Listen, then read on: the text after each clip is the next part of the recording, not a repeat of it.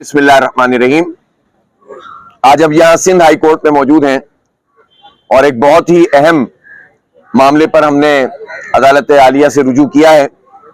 15 جون کو کراچی میں mayor, deputy mayor اور ٹاؤن کے چیئرمین، وائس چیئرمین کے انتخابات ہو رہے ہیں، لیکن پاکستان پیپلز پارٹی تمام وہ ہتھ کنڈے استعمال کر رہی ہے جس کے نتیجے میں ان کے مقاصد پورے ہوں اور جمہوریت پامال ہو۔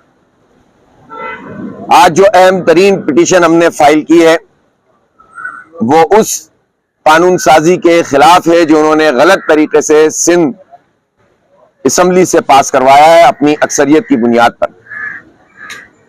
اور اس قانون میں یہ کہا گیا ہے کہ جو لوکل باڈیز کا ایکٹ ہے اس میں ترمیم کی ہے اور یہ کہا ہے کہ کوئی بھی پرسن ادر دین کونسل، یعنی جو منتخب نہیں ہوگا، وہ میئر بن سکتا ہے، ڈپٹی میئر بن سکتا ہے، ٹاؤن کا چیئرمین، وائس چیئرمین بن سکتا ہے۔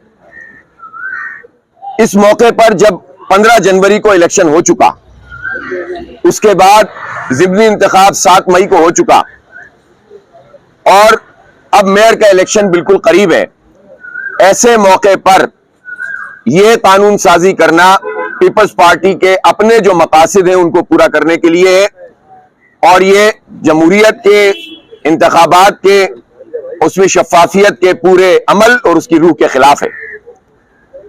اور اس کی مثال میں آپ کو یہ دینا چاہتا ہوں کہ کوئی ایسا کینڈیڈیٹ جس کو میئر بننا ہے اور پارٹی نے فیصلہ کیا ہے اور اس کے لیے تو یہ بات طے تھی ایکٹ میں کہ وہ کونسل کا ممبر ہوگا، وہ یونین کمیٹی کا الیکشن لڑے، وہاں سے وہ اپنی پوری مہم چلائے اور مہم چلانے کے بعد پھر وہ ایلیجیبل ہو کہ وہ میئر بنے۔ جماعت اسلامی نے یہ فیصلہ کیا کہ مجھے انہوں نے نامزد کیا کہ آپ کو میئر بننا ہے، تو اس کے لیے پھر یہ فیصلہ کیا گیا کہ آپ یونین کمیٹی کا الیکشن لڑیں گے۔ ظاہر ہے یونین کمیٹی کا الیکشن کوئی آسان الیکشن نہیں ہوتا، آپ کو لوگوں سے رابطہ کرنا ہوتا ہے، محلوں میں جانا ہوتا ہے، آپ کو کارنر میٹنگز کرنی ہوتی ہیں، ایک بہت بڑا وقت اس میں لگتا ہے۔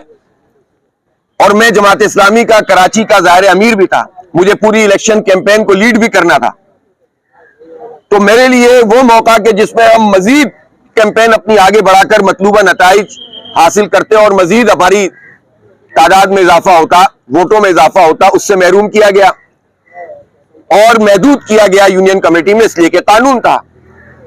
لیکن اپنی مرضی کے بندے کو لانے کے لیے جو اس پروسیس کا حصہ ہی نہیں تھا، وہ منتخب ہی نہیں ہوا، تو اس کو اوپر سے لا کر آپ بٹھا دیں گے تو یہ لیول پلینگ فیلڈ نہیں ہے، یہ جمہوریت کی روح نہیں ہے، یہ ظاہر مساوی حقوق نہیں ہے، اور یہ بنیادی انسانی حقوق کے اور جمہوری حقوق کے بھی خلاف ہے کہ ایک پارٹی کے لوگوں کو تو آپ ایک مراحت دے دیں اور دوسری پارٹی کے لوگوں کے لیے کمپلسری دوسرا کام کر دیں۔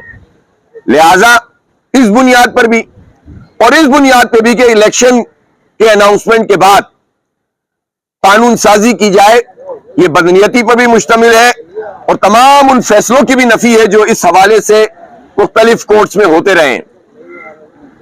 اور تیسری بات انہوں نے یہ کی کہ مئی میں اس قانون کو پاس کروایا اور ایفیکٹو فرام 31 دسمبر 2021۔ تو آپ یہ بتائیں کہ انہوں نے اس کو اپنی بہت ساری قانونی موشگافیاں جو یہ کر رہے ہیں اور بہت سارے کور حاصل کرنے کے لیے 2021 دسمبر سے انہوں نے اس کو ایفیکٹو کروایا، منظوری ابھی دی ہے 23 میں۔ اس سے آپ پتہ کر سکتے ہیں کہ پیپلز پارٹی ہر وہ طریقہ اختیار کر رہی ہے جس میں وہ اپنی مرضی کے لوگوں کو مسلط کرے، اپنی مرضی کی پوری مینجمنٹ کرے، تو اس کو قبول نہیں کیا جا سکتا۔ اس لیے ہم نے عدالت عالیہ سے رجوع کیا ہے اور انشاءاللہ کل اس کی سماعت ہوگی۔ دوسری بات یہ ہے کہ اس وقت جو پوری صورتحال شہر میں موجود ہے، جمہوریت کی روح کے مطابق اور الیکشن کے رولز کے مطابق، انتخابی عمل کے مطابق، جماعت اسلامی کا میئر کامیاب ہونے میں کوئی قانونی رکاوٹ نہیں ہے۔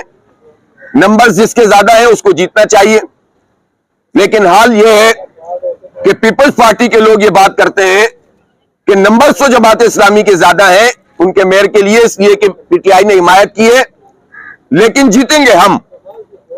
اور اس کے لیے وہ یہ کہتے ہیں کہ لوگ آئیں گے نہیں۔ اس کا مطلب یہ ہے کہ پیپلز پارٹی فسطائیت، فاشزم کا مظاہرہ کر رہی ہے اور اپنی بدترین فاشسٹ عمل کے ذریعے سے اس پورے الیکشن پر قبضہ کر رہی ہے۔ یہ ڈاکہ اور قبضہ ہے. اور میں وہ تمام لوگوں سے جو اس موضوع پر ڈسکشن کر رہے ہیں, جو مجھ سے یہ سوال کرتے ہیں کہ اگر پیپلز پارٹی نے لوگوں کو خرید لیا, اگر پیپلز پارٹی نے لوگوں کو آنے سے روک دیا, تو پھر تو یہ ہو جائے گا, تو آپ کیسے کامیاب ہو سکیں گے اور آپ کیسے اپنی کامیابی کی بات کرتے ہیں. میں ان سے یہ کہنا چاہتا ہوں کہ وہ ایسے سارے اینکر, ایسے سارے میڈیا کے دوست, ایسے سارے تجزیہ نگار سب سے پہلے یہ بات کریں کہ یہ جمہوریت کے خلاف ہے, یہ ڈاکہ ہے, اور ڈاکہ ڈالنے والے ڈاکو ہوتے ہیں, قبضہ کرنے والے جو ہے قبضہ گیر ہوتے ہیں. اور ان لوگوں کو پہلے ڈاکو اور قبضہ گیر ڈکلیئر کریں. آپ جمہوریت کا دشمن ڈکلیئر کریں, جمہوریت کو پامال کرنے والا ڈکلیئر کریں, پھر مجھ سے کہیں کہ اگر یہ ڈاکو ڈاکہ ڈالنے میں کامیاب ہو گئے تو آپ کیا کریں گے. یہ نہیں ہے کہ وہ تو ڈاکہ ڈال رہے ہیں, آپ ان کے ساتھ ڈپٹی میئر کیوں نہیں بن جاتے. اس کا مطلب یہ ہے کہ آپ ڈاکوؤں کو قبول کرتے ہیں, آپ قبضہ گیروں کی طاقت اور فاشزم کو قبول کر کے یہ سوال ہم سے کر رہے ہوتے ہیں. یہ سوال یہ نہیں ہونا چاہیے, اور سب کو اجاگر کرنا چاہیے کہ شہر کراچی کے ساتھ کیا ہو رہا ہے. کل آصف علی زرداری صاحب نے فرمایا کہ میں نے جیل میں رہ کر معیشت کا مطالعہ کیا ہے, اور میرے پاس ایسے گر ہیں کہ پاکستان میں جو ہمارے ریزروز ہیں وہ پتہ نہیں کتنے $100 بلین ہو جائیں گے, اور یہ ہو جائے گا اور وہ ہو جائے گا. آصف علی زرداری صاحب, کیا آپ پہلی مرتبہ الیکشن لڑنے جا رہی ہیں آپ کی پارٹی؟ سندھ میں آپ 50 سال سے آتے جاتے ہوئے حکومت کر رہے تھے, اب 15 سال سے مسلسل حکومت کر رہے ہیں. سندھ میں 18ویں ترمیم کے بعد سارے وسائل آپ کے پاس آتے ہیں, 7,500-8 ہزار ارب روپے کا ترقیاتی بجٹ آپ نے اپنے بجٹوں میں پیش کیا ہے اور خرچے دکھائے ہیں. آصف علی زرداری صاحب, آپ کی معیشت اس پر کیا کہتی ہے کہ سندھ میں یہ 8,000 ارب روپے کہاں ہیں؟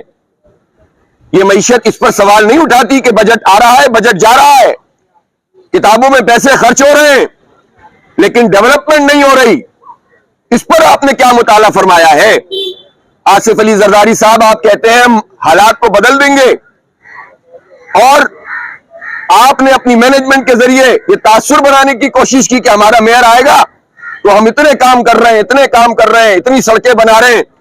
جن سڑکوں کا نام لے رہے تھے مرتضی وہاب صاحب, وہ تو صحافی کی مٹھی میں آ جاتی ہے جب تعمیر ہوتی ہے. یہ آپ کا حال ہے. اور آپ سے میں پوچھنا چاہتا ہوں کہ اس وقت تو بلدیاتی میئر کام نہیں کر رہا, آپ کے ایڈمنسٹریٹرز کے ذریعے سے نظام چل رہا ہے. خود 1 سال تقریباً مرتضی وہاب صاحب ایڈمنسٹریٹر رہے, میئر کے اختیارات استعمال کیے, اور اس وقت صورتحال یہ ہے کہ عباسی شہید اسپتال, اس میں MRI کی مشین بھی کام نہیں کر رہی, 2016 سے CT اسکین بھی کام نہیں کر رہا, تنخواہیں پوری نہیں مل رہی, سرجری نیورو کی نہیں ہو رہی, اور بہت ساری سرجریز نہیں ہو رہی ہیں. عباسی شہید اسپتال بہت بڑے علاقے کو کراچی کے کور کرتا ہے. آپ کس بنیاد پہ کہتے ہیں کہ ہم اس طرح سے ڈیولپمنٹ کریں گے؟ کر کیا رہے ہیں آپ؟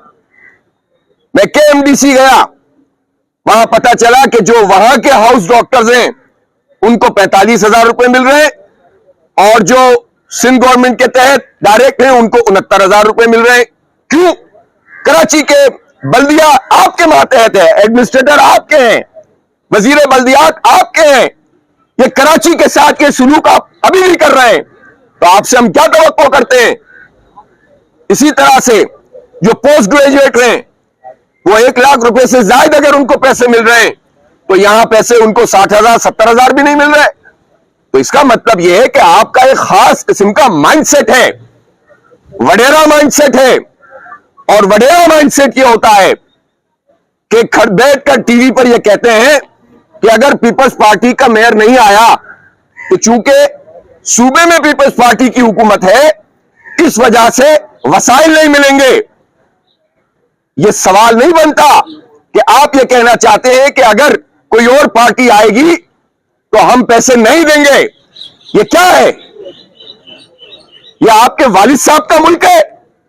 یہاں کوئی آئین ہے, یہاں قانون ہے, یہاں آئین کا آرٹیکل 140A ہے, بلدیات کے اپنے اختیارات ہیں. کسی پارٹی کا میئر ہونے کی وجہ سے آپ یہ دھمکی دیتے ہیں کہ اگر جعلی طریقے سے ہم نہیں آئے تو ہم فنڈ روک دیں گے. तुम खुदा बन बैठे हो नाउजुबिल्लाह यहां पर, नहीं रोक सकोगे अब तुम इन फंड्स को, और इस जमहूरियत को तुम अब मजीद पामाल नहीं कर सकोगे। इंशाअल्लाह जमात इस्लामी का मेयर बनेगा। इनके हथकंडे इंशाअल्लाह इनके मुंह पे मारे जाएंगे। और मैं ये बताना चाहता हूं कि 2016 से एमआरआई की मशीन तो बंद है, लेकिन पता यह चला है कि अरबों रुपए के इश्तिहारात देने के लिए पैसे इनके पास मौजूद हैं। ये इश्तिहार नहीं देते, 5 मशीनें एमआरआई की आ जाती, कराची के लोगों का कुछ भला हो जाता, लेकिन इन जालिमों ने हमारे टैक्सों के पैसों को लोगों को खरीदने के लिए इस्तेमाल किया है। हमारे टैक्सों के पैसों से इनके टैंकों में डॉलर बरामद होते हैं और फिर भी हमारे ऊपर आकर ये मुसल्लत हो जाते हैं। ये वडेरे और जागीरदार सामने किसी को भी रखें, चेहरा जिसका भी होगा, सहूलतकारी वो वडेरों की करेगा।